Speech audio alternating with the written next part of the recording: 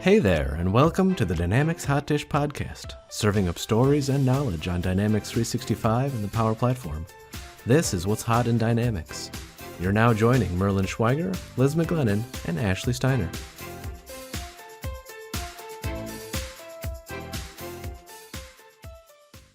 Well, welcome, Susanne. Thank you so much for joining us this week on our podcast. We're really excited to hear from you. So this week we have another guest. We're talking to Susanne Lake, who's the CEO of Slake Consulting, and would love to hear, about you, your journey. Tell us a little bit more about you.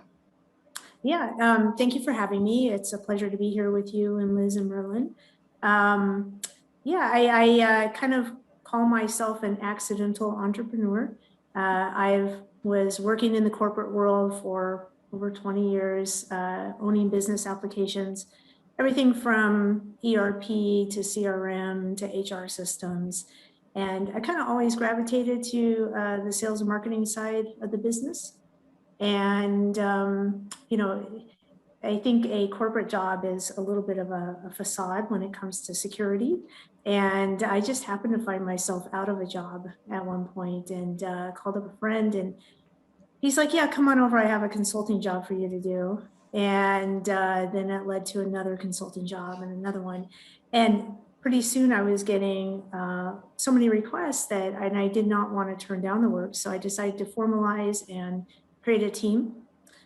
Today I have both a Microsoft team and a Salesforce team. And I get to do the work which I love, which is strategy and,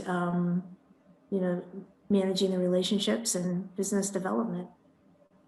I think that's really cool to hear, taking that opportunity of finding yourself not with a job and then turning it into something really awesome. It can be a scary journey, but it's worth it. Yeah. It's true. I'm curious. So since you've got both a Salesforce and a Microsoft practice, which is, as a pure Microsoft person, I feel like that's a little too close to dancing with the devil, but it's okay. That's what the Salesforce site says too. So, I have no doubt about that. I guess I'm wondering, how do you think, how is the space, specifically the consulting space or the CRM space, really changed since you got started in it? Well, obviously there's COVID, and that brought along a lot of changes. I do think that companies are more open to different ways of working with people. Prior to COVID, most companies wouldn't even entertain remote, let alone outsourcing. And I think it's opened the doors for just expanded our minds of different ways of doing business. And to be honest, when COVID happened, I lost some clients because, they were directly impacted. And, one of my clients was National Dance Institute of New Mexico, and great team, and they would go on site in schools and give dance lessons, and they couldn't do that anymore. So it caused me to pivot a bit. So I've always had one foot in healthcare, and that really helped me get through the COVID because, that's where a lot of the work has shifted. No, I think we see that a lot. We heard that from Kyle too when we talked to him. He's the field service principal program manager. I think I got that full title correct. He talked about how healthcare has really grown just kind of in the space of field service too. So that's interesting. One thing that you said, I wondered, did you guys travel a lot more before COVID, or were you introducing your team to trying to push clients to have those remote meetings already? Yeah, so that was one advantage I've had, as I've always had a remote team. We are all in the US, but, I have people in Pennsylvania and, South Carolina and, all over the States. And so we were already used to being remote. We were already used to a lot of Zoom meetings. I have several clients. I'm in Phoenix, and I have several clients in the Valley. That prior to COVID, I did spend a lot of time on site with, so that's changed, but we've managed through just fine. Do you think now that things are starting to go back to normal, that you'll be going on site more again? Or do you think we're going to kind of stick with this more virtual work lifestyle for a while? I think a lot of companies are more open to it now, and I think it's going to be a little bit of a hybrid. I think there are people that miss that face-to-face interaction and that need it, you know. And so I do think, you know, I probably will be going on site soon. I'm fully vaccinated, and I know that you know, the clients that I work with are also, you know, getting there as well. As a matter of fact, I was on site with a brand new client a couple weeks ago, and they're all fully vaccinated. And that was my first in-person meeting in quite a while. Nice. But Yeah. that was a little bit weird. Yeah, it was definitely. Yeah, like, do you shake hands? You know, you tend to do that. Yeah, the elbows up. Good to see you. Yeah. I'll have to say I'm excited now when you shake hands. It's not weird to put hand sanitizer on right away, because I definitely avoid from that. And people kind of looked at me weird, but now it doesn't seem to be abnormal. So I kind of want to go back to Merlin's question about how the technology has changed. Like pre-COVID, I can't speak too much to the Salesforce side of things, but I would assume that it's gone through a big journey and a transformation, just like Dynamics has, like over the last, you know, 5+ years. Like we've really seen the technology change. What are your thoughts on that? Yeah, sure. It's changing in so many ways. And I don't think we even realize, you know, we've made these shifts out of necessity. And I don't even think we've realized all the benefits that we're going to get from them. You know, for instance, one company that I have been working with called Gemini, they're kind of an online platform like Zoom, you know, for meetings, but they do some interesting things that I think are going to start to come forward, which are they take the text to speech and they pull that out, and then they do facial recognition, and they gather emotions and interest levels. Interesting. And so, you know, if you're moving forward, if you're moving back, you know, like all of these little nuances of what we do, if you take that and you marry it up to the text, you can create a pretty killer sales script from it. And so I think it's really going to start to evolve in ways that we haven't even really started thinking about yet. I think it already has shifted, and it's going to keep going.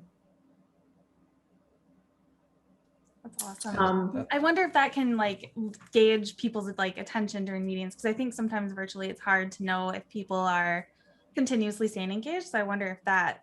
Yeah, especially if their video's not on. Yeah, right, yeah. So like in person, you can tell like people that are engaged. So well, you know, AI can get so much more nuanced, you know, down to the pixels, and than the human eye can. So I think that there's definitely places where technology can be smarter at that than we even realize, you know. I mean, little gestures like Ashley, you kind of shaking your head in response, you know, it's a relationship thing. You're like, yeah, I'm with you. I'm on this, in this discussion with you. And, you know, those are kind of telling signs. You know, another way that, you know, with my own company, how technology has changed. You know, we're getting so burnt out on Zoom meetings and, you know, being on all the time. And so one thing I did with one of my clients was I sent a couple VR headsets and started using an app called spatial.io, which is like a virtual meeting room where you feel like you're standing and having this discussion face to face with somebody. And it's just a really cool concept. That's cool. I've always pictured that like in Star Wars, how they have like the Jedis meet and they have like the holograms of each other, it being like that. Yeah. You know, it's kind of like that. You know, the app, it takes your profile picture. So it's not like cartoon-ish, you know, it looks like you. When you talk, it's picking up that you're talking and it's moving your mouth. You know, the only thing it doesn't do is show you from the waist down. You're just kind of this floating thing. But what was interesting is I got a client right at the beginning of COVID. And so we met in the spatial.io space. And I'm like, are you sitting down? She's like, no, I'm short. Because the app will actually measure your distance from your headset to the floor. And, you know, I have no idea how tall she was. That's awesome. I think I would have that problem too. Yeah, we're both really short. I feel like this is Yeah. convincing me to start going back on site. I actually want to try that. That would be really cool to have like a virtual meeting, and I can just imagine with people's different pictures. Like, Yeah, get an how it looks Oculus with your headset mouth. and I'll set up a meeting with you. That's awesome. Yeah, would love to do that. Yeah, that is pretty sweet. That's fun. So next question is more around women in the tech industry. It's sort of ironic for the only man in this meeting to be asking this question. But do you think that it is more important for there to be more women in tech, and why or why not? Yeah, absolutely. You know, I think that anytime you have a diversified workforce, whether it's gender, race, you know, even, you know, people with disabilities, you're adding different perspectives. You know, we've all had different obstacles, different experiences, and we bring to the table different things. So I definitely think diversity across the board is really a great thing. I think everybody wins. It makes us stronger. It makes our solutions better. And technology is definitely part of that as well. I'll ask. Oh, go ahead. Go ahead, Liz. I was going to ask the follow-up question of, I think we all agree that diversity is important. Like, what advice do you have? Like, if people want to take action or help get more females, more women into tech, like what can people do to help? Yeah, I think we need to include them in the conversation early. You know, because I think there's if you're not starting off early, then it can be pretty intimidating. You know, I look at some of the things that my developers do and I get intimidated by it. I'm like, oh my gosh, you know, that hurts my brain to think about it.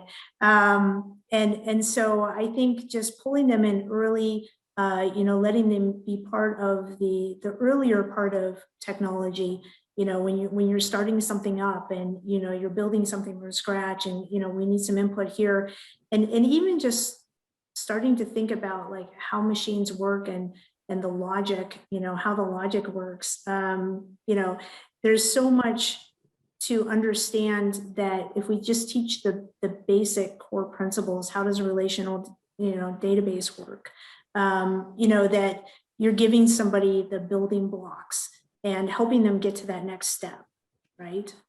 So when you say, you know, get them involved early, are you thinking like, you know, it's someone's maybe first professional role and you're taking the entry level person and giving them projects and opportunities that expose them to the tech? Or are you thinking like we should be doing more from like a childhood school education perspective, or both? All the way up, all the way up. So, you know, I was recently a mentor for SheTech, and, you know, I support, you know, I'm on a council for Arizona Department of Education. You know, and as a matter of fact, so we were reviewing some of the curriculum for somebody going into business management, you know, and what makes sense. And it was very outdated and it hadn't been updated in quite a while. And there nowhere on there was, you know, diversity in your hiring practices. And so just getting that on the docket and, you know, having people build that into their school curriculum, you know, that the teachers are actually teaching that at an early level. I think it's critical. School curriculum, I think it's easy to get stale like fast these days, especially Yes. with technology, because things are changing so much. And I teach some college classes, so I struggle with that because it's like I have to redo all my content every 6 months to stay up to date. Do you have any like thoughts on how like the education system can keep up with that and stay relevant? So I'm a big believer in adaptability needs to be taught.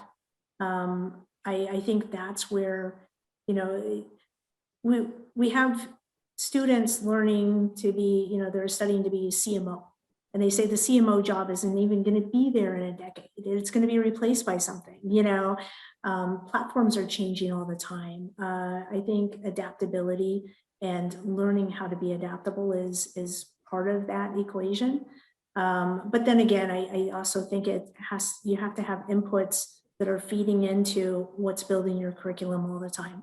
Another place that we were looking at was when you're teaching students how to financially plan, and they had checking accounts and savings accounts and money market and things like that.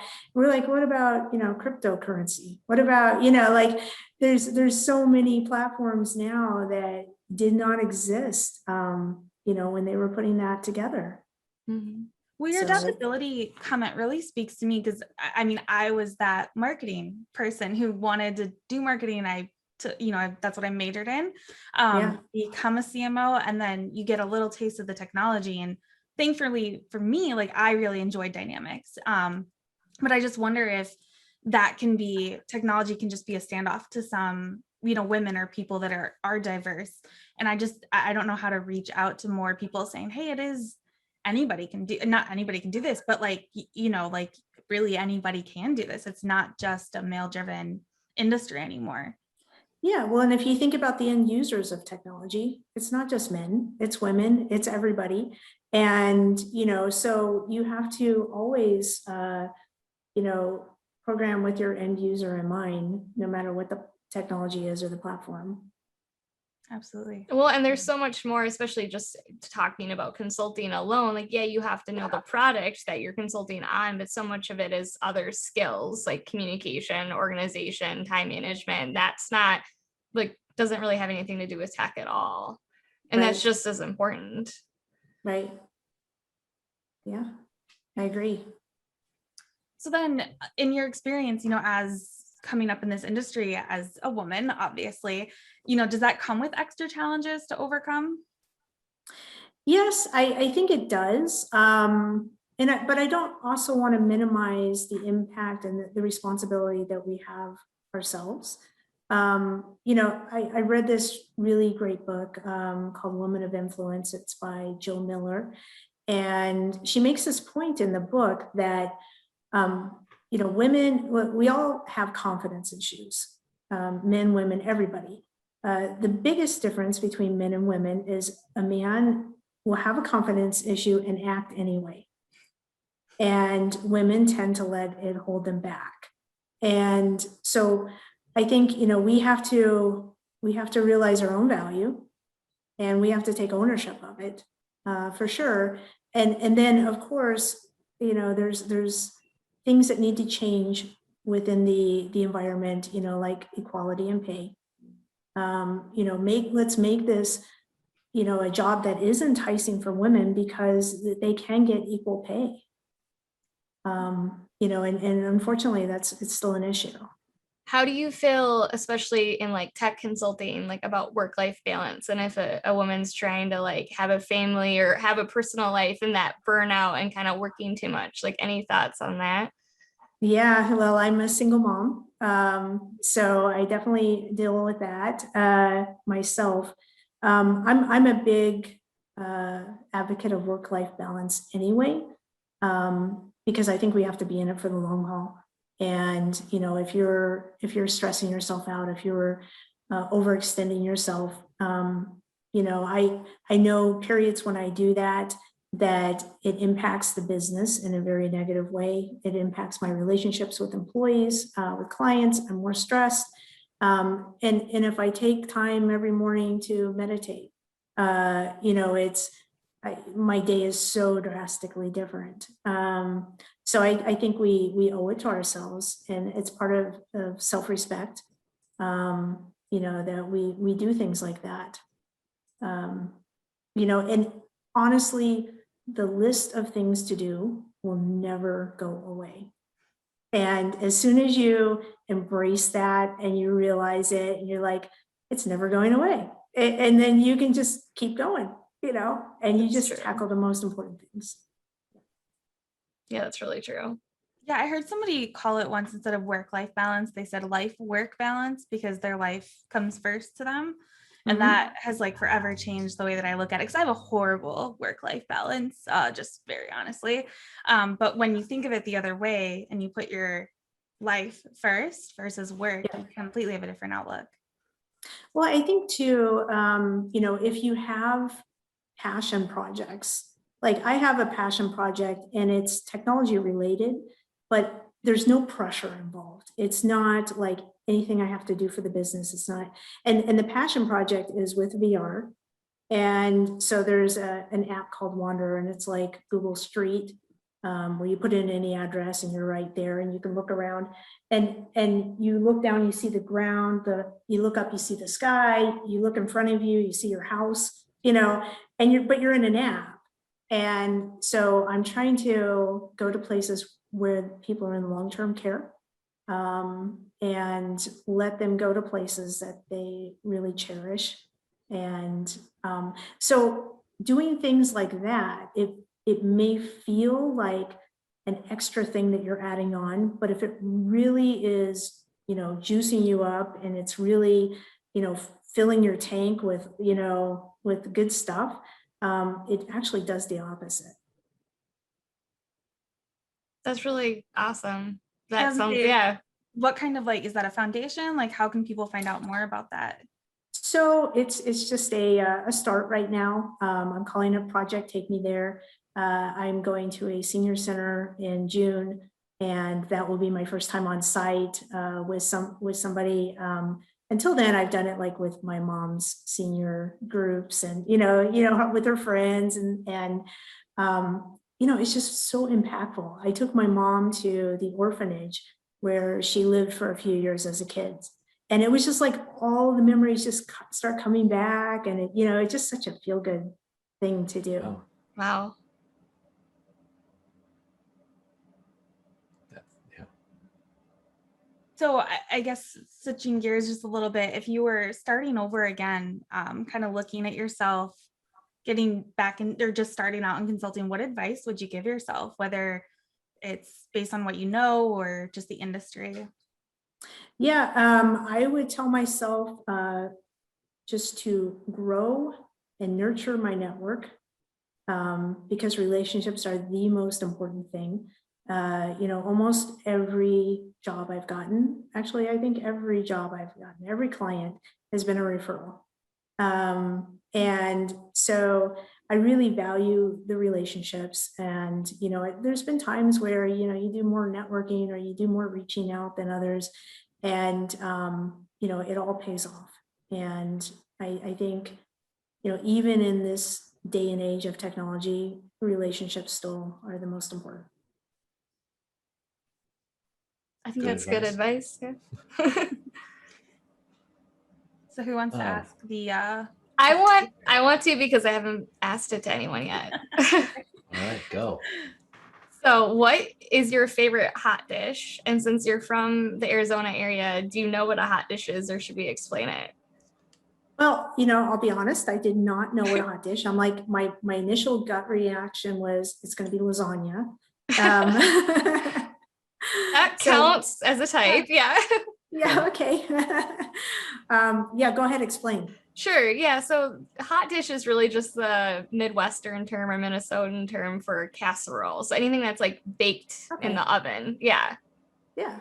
It's lasagna. Yeah, definitely. Yeah, I think lasagna counts as a hot dish.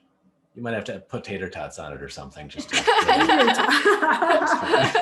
That sounds sacrilegious. That just. No, I would never do that. That'd be terrible. Awesome. Well, thank you again so much for your time today, Susanne. We really enjoyed having you, and look forward to seeing more about the project Take Me Home. Yeah. Thank you. This has been a lot of fun. Yeah, thanks. Thank you. Thank you for listening to the Dynamics Hot Dish podcast. For additional content and previous episodes, check out our website at dynamicshotdish.com, follow us on Twitter at dynamicshotdish, and subscribe to our podcast for notifications. Thanks. See you next time.